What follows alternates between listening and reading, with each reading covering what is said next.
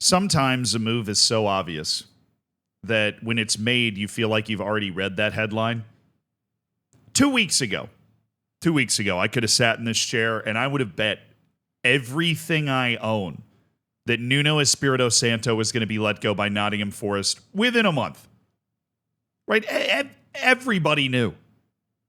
Everybody knew it was going to happen. And it turns out even Nottingham Forest knew it was going to happen way before it actually happened. And I'll tell you how we definitely know that's the truth in a second. But this all boils down to Evangelos Marinakis. Right? And excuse me, I'm going to be eating some lopes while we do this. But Evangelos Marinakis is a polarizing figure. And by polarizing, I mean everybody hates him except for me. Now, I understand that he is a nightmare to deal with personally. But as somebody that doesn't have to deal with him personally, he's the type of guy that you would want owning your team, with the exception of very few other owners in the Premier League, because he is feisty and he is remarkably, to a fault, determined to win. He is. Where was Nottingham Forest before Marinakis got there? I don't mean to feed his ego, right? The guy's ego is plenty big enough without me puffing more smoke up his ass, right? Where were they before he got there? Not here. They're in Europe for the first time in 30 years. And of course, the only other guy really responsible for that is Nuno Espirito Santo, who did a great job managing Nottingham Forest last season. I don't care if you build a super team of talent.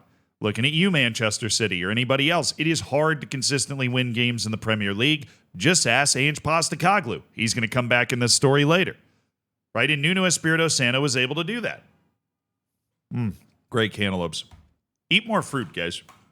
I'm a level with you. I have basically just started eating random handfuls of fruit for breakfast every day instead of not eating breakfast at all, which I realize when you're competing against nothing, something is almost always going to win, but it's been nice. If I can make a random lifestyle recommendation. Anyways. But Nuno Espirito Santo had one issue. That issue being that he's not Greek. I think. I don't I don't know. Nuno Espirito Santo was always going to be in a difficult position because Evangelos Marinakis, he reminds me of Abramovich, but he is larger and more in your face about it. Right? He's the same type of owner. There is a culture clash with him coming to England. There is a lot of money and a lot of determination to win and not a lot of patience with him coming into the league. Right? And there was right towards the end of last season, I remember this kind of famous showdown between Marinakis and Nuno. Not showdown, but they had like a bit of a dust-up on the field. Not fisticuffs, right? But maybe a heated conversation. Apparently, it had to do with Taiwo Awoniyi's use in the game, and it was a really unfortunate incident for Nottingham Forest, if I remember correctly, where Taiwo Awoniyi said that he could stay in, so they used all their subs, and then Awoniyi had to come off, so they had to play down a man. Just a really frustrating situation that anybody involved in football would tell you is painfully unavoidable and incredibly unlucky. Marinakis was upset about it. Him and Nuno said that they'd kind of smoothed things over, right? But basically, since that point, the relationship between Nuno and Marinakis has deteriorated consistently. As good as I think Marinakis is as a manager, his interpersonal skills could best be described as horrible. And so he is not necessarily somebody to de-escalate a situation. And stuff like this. This was 19 days ago, by the way. This is how much you could see the writing on the wall of him getting sacked at Nottingham Forest. 19 days ago, you're getting updates like co-owner Evangelos Marinakis and the Nottingham Forest bosses are baffled by Nuno's latest comments. Nuno's comments being that his relationship with the Forest owner is not the same. It is not as good as it was last season. Remember, this was a last season where Marinakis was literally wobbling out onto the field to have words with Nuno after a match. Right? Like that's where their relationship was last season when it was better. Right? But that caused some serious question to his commitment to the job, which I think is unfair. I don't think there's any one logical argument you could make that Nuno Espirito Santo does not want to manage the team now. He's guided them into Europe, and now he gets to coach a team in European play. Do you know how rare of an opportunity it is to be able to manage a club, particularly from a Big Four league, particularly from the Prem that is playing in Europe? I mean, especially a team like Nottingham Forest in the Europa League, which they definitely have a shot at winning. right? Especially without teams dropping down from the Champions League anymore. It's just the teams that are in the Europa League that are competing for that title. Even from the start, they've got every chance to be able to win that. Every Premier League team is a competitor on the European stage when they get in there. And I think the idea that you're questioning Nuno's commitment to the fact that maybe like, well, does he want to be here? Of course he wants to be here, right? He's just being a little too honest at the press conference podium, and that's making people in the club uncomfortable. Not surprising. There's also understood to be anger that the manager has spoken out like this 2 days before a crucial and emotive game against Crystal Palace, who missed out on the Europa League while Forest progressed, right? Because Crystal Palace had the dual ownership thing, so it got knocked down to the Conference League. Even then, 19 days ago, it said there is now a real possibility Nuno may not be in charge for Sunday's game, that match against Crystal Palace. Like I told you a while ago. Then something else came out. It wasn't just Marinakis. It was also Edu. Now, you might not know who Edu is. I'm not, I'm just another dude, right?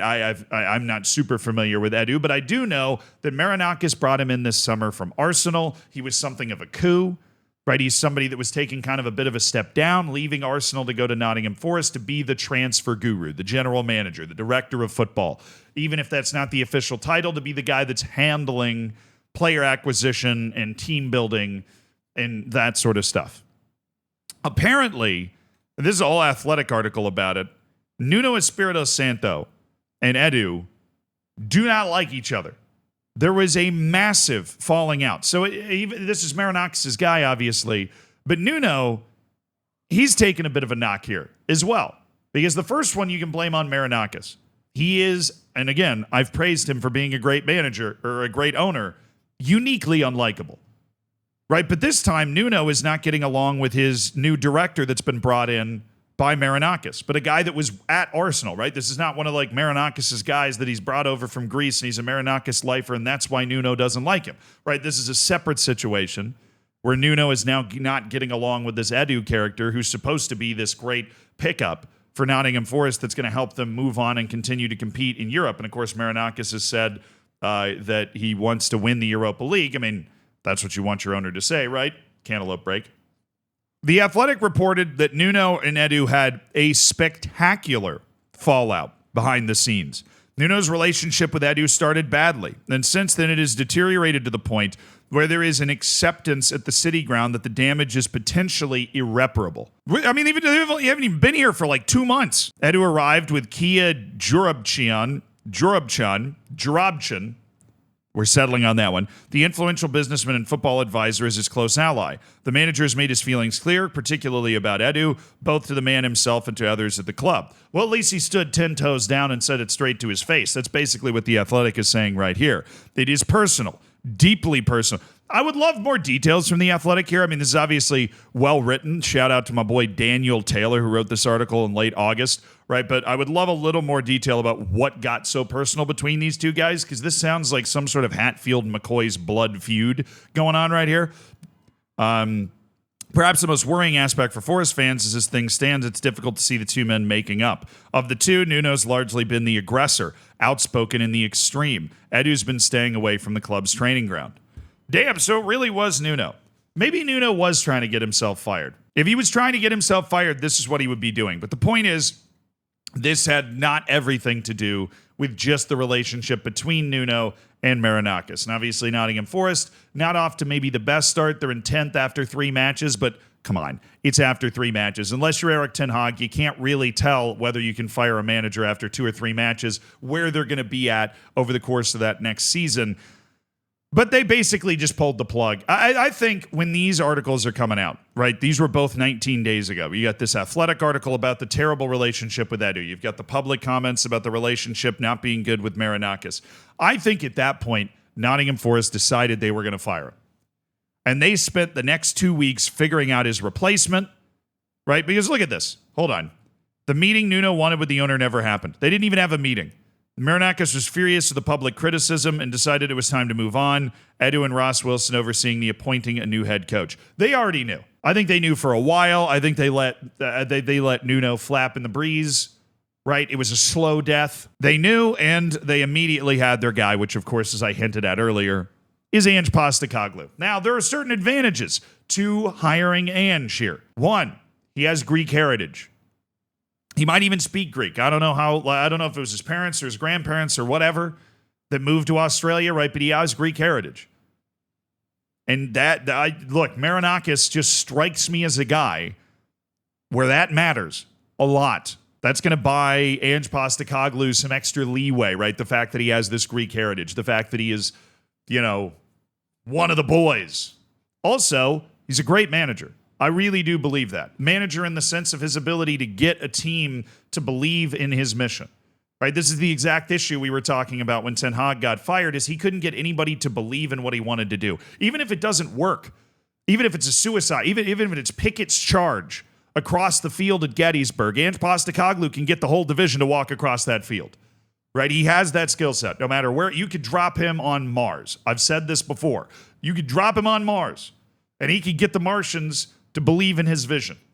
The guy can do it anywhere, and he's already managed in the Premier League, and so he definitely has the ability to do it there. He's going to go in, he's going to galvanize the lads. Of course, his tactical style might not be the best approach for Nottingham Forest, that super aggressive, hell for leather, get after him for 90 minutes kind of stuff. That's not how Nuno had the team playing. That's not how they got into Europe. And hell, it might not work. But I think in terms of what Nottingham Forest can do, they've hired a guy that's proven he can win trophies at a lot of different levels. He's a very good cup manager, and they want to win the Europa League. Well, this guy just won the damn Europa League. Knows exactly what it takes. He can still taste the silver on his lips. That was weird. I don't know why I said that. I was going for something poetic, and I guess it just kind of landed on that. But they definitely, look, I'm sure this sort of thing happens all the time. Nottingham Forest was going to pull the trigger on this basically from the start of the season. They lined up a good replacement. I guess at this point, if you're a Nottingham Forest fan, it's a shame they didn't just make this move in the offseason. They probably didn't, because that would have pissed off the fans too much. And it was a convenient excuse that Nottingham Forest didn't get off to a great start in the Premier League so that they could make this move now. But hopefully Nuno moves on, lands on his feet, and finds an owner that's not quite as combative. And good luck to Ange Postecoglou, because I think him being Greek and jovial and kind of in the same mold a little bit is going to help him sustain for longer. But things can go south quickly. Marinakis is the new Abramovich, and that is the life that you are going to lead if you end up coaching this Nottingham Forest team for the foreseeable future.